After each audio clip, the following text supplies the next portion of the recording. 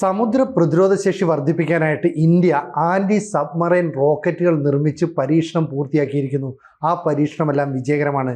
Eraser എന്ന പേരിലാണ് നമ്മൾ അന്തർവാഹിനികളെ തകർക്കാൻ കഴിയുന്ന അന്തക റോക്കറ്റ് തയ്യാറാക്കിയിരിക്കുന്നത്. അതായത് extended range anti submarine rocket എന്നാണ് ഇതിന് പേരിട്ടിരിക്കുന്നത്. ഇത്തരത്തിലുള്ള 17 വേരിയൻറ്റിലുള്ള റോക്കറ്റുകളുടെ പരീക്ഷണം നമ്മൾ നടത്തി. അതായത് ഹ്രസ്വദൂരത്തിൽ, ദീർഘദൂരത്തിൽ, അങ്ങനെ വ്യത്യസ്തങ്ങളായ ഈ സബ്മറൈനുകളെ തകർക്കാനുള്ള റോക്കറ്റുകൾ നമ്മളുടെ INS കവരത്തി എന്ന് പറയുന്ന യുദ്ധക്കപ്പലിൽ നിന്നാണ് പരീക്ഷണങ്ങളെല്ലാം നടത്തിയത്. ജൂൺ 23 മുതൽ ജൂലൈ 7 വരെയുള്ള തീയതികളിൽ നടത്തിയ ഈ പരീക്ഷണങ്ങളെല്ലാം തന്നെ വിജയകരമാണ്. നമ്മൾ തദ്ദേശീയമായി നിർമ്മിച്ച ഇലക്ട്രോണിക് ടൈം ഫ്യൂസാണ് ഇതിനകത്ത് ഉപയോഗിച്ചിരിക്കുന്നത്. ഒപ്പം ഇരട്ട റോക്കറ്റ് മോട്ടോർ കോൺഫിഗറേഷൻ ഉപയോഗിച്ചു. രണ്ടും പൂർണ്ണ വിജയകരമാണ്.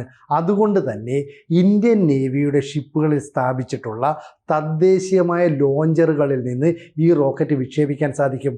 അപ്പോൾ ലോകത്തിന് തന്നെ അത്ഭുതമാകുന്ന തരത്തിലാണ് ഇത്തരത്തിലുള്ള ആൻറ്റി സബ്മറൈൻ റോക്കറ്റുകൾ നമ്മൾ വികസിപ്പിച്ചത്. ഇത് വിജയകരമായതോടെ ഇതിന് പിന്നിൽ പ്രവർത്തിച്ച ശാസ്ത്രജ്ഞരെ, സാങ്കേതിക വിദഗ്ധരെയൊക്കെ തന്നെ പ്രതിരോധ മന്ത്രി രാജ്നാഥ് സിംഗ് നേരിട്ടെത്തി അഭിനന്ദിച്ചു. എന്താണ് കാരണമെന്ന് വെച്ചാൽ, കഴിഞ്ഞ കുറച്ചു കാലമായി സമുദ്ര മേഖലയിൽ ചൈനയുടെ ഭാഗത്തു നിന്നുള്ള ഭീഷണി വർദ്ധിച്ചു വരുന്നു. ഒപ്പം പാകിസ്ഥാൻ്റെ ഭാഗത്തു നിന്നും ചില ഭീഷണിയുണ്ട്.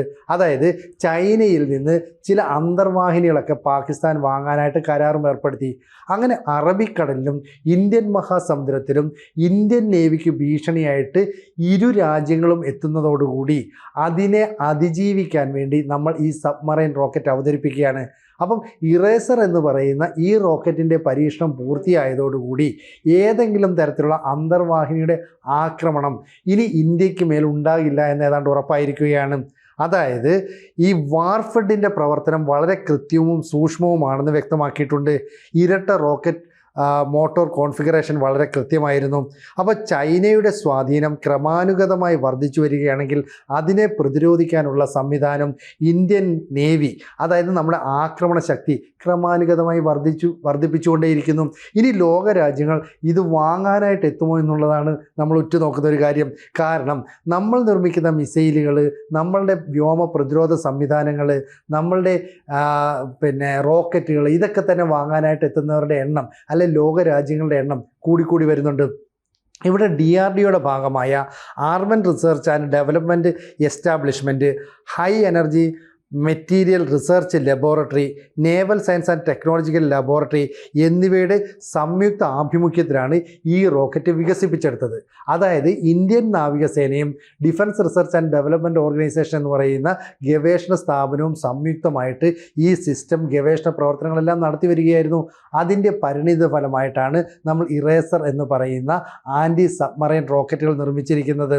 അപ്പോൾ നമ്മുടെ അന്തർവാഹിനി വിരുദ്ധ യുദ്ധശേഷി വർദ്ധിപ്പിച്ചു എന്നതിൻ്റെ അർത്ഥം അയൽ രാജ്യങ്ങൾ കുറച്ചുകൂടി ഭയപ്പെട്ടുള്ളൂ എന്ന് തന്നെയാണ്. അപ്പോൾ നമ്മുടെ ഫയർ പവറിലും നമ്മളൊരു കുതിച്ചുചാട്ടം നടത്തുകയാണ്.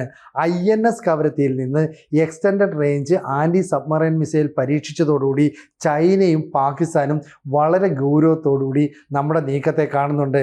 കാരണം വ്യത്യസ്ത സാഹചര്യങ്ങളിൽ പ്രവർത്തനക്ഷമം എങ്ങനെ വിജയകരമാക്കാമെന്നുള്ളതൊക്കെ നമ്മൾ പരീക്ഷിച്ച് പൂർത്തിയാക്കിയിട്ടുണ്ട്. മാത്രമല്ല 8 കിലോമീറ്റർ വരെയുള്ള ലക്ഷ്യങ്ങളെ കൃത്യമായി തകർക്കാൻ നമുക്ക് സാധിക്കും. അപ്പോൾ INS ടമാൽ എന്ന് പറയുന്ന യുദ്ധക്കപ്പൽ, അത് റഷ്യയിൽ നിന്ന് നമ്മളിപ്പോൾ കമ്മീഷൻ ചെയ്തതേ ഉള്ളൂ. അതിനുശേഷം നമ്മൾ 16 ആൻറ്റി സബ്മറൈൻ വാട്ടർ ക്രാഫ്റ്റ് കപ്പലുകളിൽ ആദ്യത്തേത് കമ്മീഷൻ ചെയ്തിട്ടുണ്ട്. ഇത് ചെയ്ത ദിവസങ്ങൾക്കുള്ളിലാണ് നമ്മൾ അന്തർവാഹിനികളുടെ അന്തകൻ എന്ന് പേരിട്ടിരിക്കുന്ന ഇറേസർ റോക്കറ്റും ഏതാണ്ട് ഗവേഷണ പരിപാടികൾ, പരീക്ഷണ പരിപാടികളെല്ലാം പൂർത്തിയാക്കിയത്. അപ്പോൾ ഇനി എത്രയും പെട്ടെന്ന് ഇന്ത്യൻ നേവിയുടെ ഭാഗമായിട്ട് ഈ റോക്കറ്റുകളും കമ്മീഷൻ ചെയ്യും.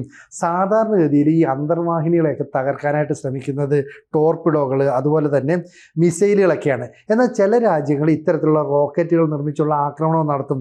നമ്മളും അതിന് സമാനമായിട്ടാണ്.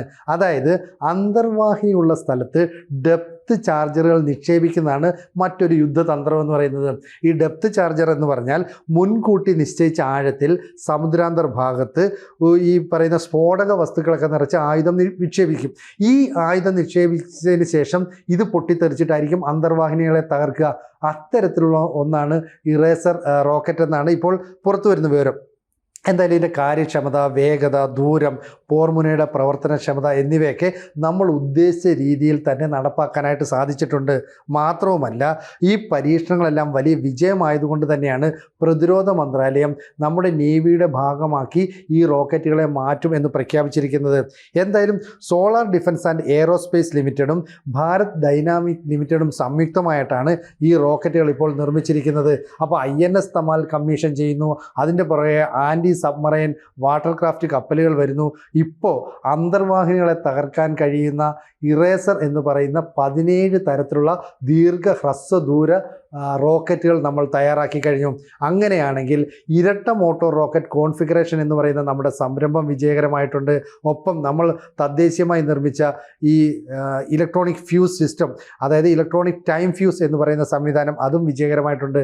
അപ്പം Atmanirbhar Bharat, make in India തുടങ്ങിയ പദ്ധതികളിലൂടെ തദ്ദേശീയമായിട്ട് നമ്മൾ അന്തർവാഹിനികളെ തകർക്കാനുള്ള മിസൈലുകളും രൂപകൽപ്പന ചെയ്യുന്നു.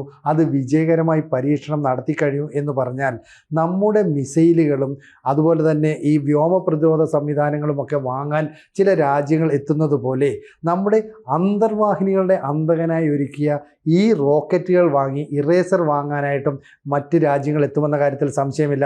അപ്പോൾ നമ്മുടെ ഗവേഷണ മേഖല വലിയ രീതിയിലുള്ള മുന്നേറ്റം നടത്തുന്നുണ്ട്. അപ്പം അറബിക്കടലിലും ഇന്ത്യൻ മഹാസമുദ്രത്തിലും ഇന്ത്യൻ നേവിക്ക് ഭീഷണിയാകുന്ന രാജ്യങ്ങളെ നേരിടാൻ നമ്മൾ ശക്തമായ ഒരു പ്രതിരോധ സംവിധാനം മുന്നിലേക്ക് വെക്കുകയാണ്. അതുകൊണ്ട് തന്നെയാണ് വ്യത്യസ്തമായ പ്രവർത്തന സാഹചര്യങ്ങൾ നമ്മൾ വിലയിരുത്തുന്നത്. ഇതിൻ്റെ പോർമുന അത് എങ്ങനെ പ്രവർത്തിക്കുന്നു നമ്മൾ ഗൗരവമായിട്ട് വീക്ഷിക്കുന്നത്. എന്തായാലും ഇന്ത്യൻ നേവിയുടെ കപ്പലുകളിൽ തദ്ദേശീയമായിട്ട് ഇത് ഉപയോഗിക്കാൻ കഴിയുന്ന രീതിയിൽ മാറ്റാൻ സാധിച്ചു എന്നുള്ളതാണ് ഇന്ത്യൻ നേവിയുടെ ആക്രമണശേഷിയെ വർദ്ധിപ്പിക്കുന്നത്. അതുകൊണ്ട് തന്നെയാണ് ഇന്ത്യൻ നിർമ്മിത ആൻറ്റി സബ്മറൈൻ റോക്കറ്റ് എന്ന് പറയുന്ന ഒരു പുതിയ സംരംഭത്തിലേക്ക് നമ്മൾ കാലെടുത്ത് വെക്കുന്നത്. ഇതിനെല്ലാ സഹായവും പ്രതിരോധ മന്ത്രാലയം നൽകുന്നുണ്ട്, അതുപോലെ നമ്മുടെ ഭരണകൂടവും നൽകുന്നുണ്ട്. ചുരുക്കം പറഞ്ഞാൽ ഇനി അന്തർവാഹിനികളുടെ അന്തകൻ എന്ന് ലോകം വിശേഷിപ്പിക്കുന്നത് ഇറേസർ എന്ന് പറയുന്ന നമ്മുടെ റോക്കറ്റിനെ ആയിരിക്കും. അപ്പോൾ ഏതെങ്കിലും തരത്തിൽ സമുദ്രമേഖലയിൽ നിന്ന് നമ്മളെ കീഴടക്കാനോ ആക്രമിക്കാനോ ശ്രമിക്കാൻ മറ്റ് അയൽ രാജ്യങ്ങൾ ഇനി ഒരു ഉദ്യമത്തിനും തയ്യാറാകില്ല എന്നുറപ്പാണ്. നമ്മുടെ അന്തർവാഹിനികളുടെ അന്തകനായ ഇറേസറിൻ്റെ പരീക്ഷണമെല്ലാം പൂർത്തിയാക്കിയിട്ടുണ്ട്. അതുകൊണ്ട് തന്നെ ഇനി പ്രതിരോധ മന്ത്രാലയത്തിൻ്റെ അന്തിമ ഉത്തരവ് വരുന്നതോടുകൂടി ഇത് നമ്മുടെ നേവിയുടെ ഭാഗമായി കമ്മീഷൻ ചെയ്യാൻ ഇനി ദിവസങ്ങൾ മാത്രമേ അവശേഷിക്കുന്നുള്ളൂ എന്നാണ് പുറത്തു വരുന്ന സൂചനകൾ.